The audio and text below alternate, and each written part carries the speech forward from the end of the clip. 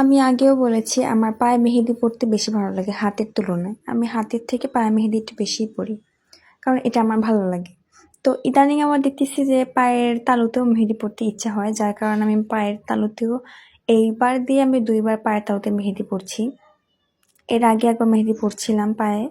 তো আমার ইদানিং শুধু আমি না, অনেকেই দেখা যায় যে পায়ের তালুতে মেহেদি পরে।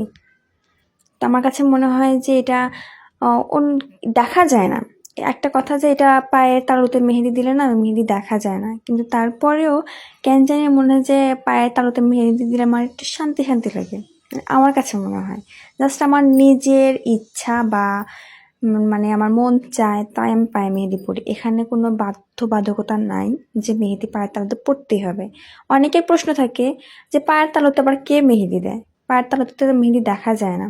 ভাই, এটা আমি পায়ের তালুতে কাউকে দেখানোর জন্য মেহেদি পরি না, এটা আমার নিজের ইচ্ছা, আমার ভালো লাগে আমি তাই মেহেদি পরি। এটা কার কেমন লাগে আমি জানি না, তবে আমার বেশ ভালো লাগে।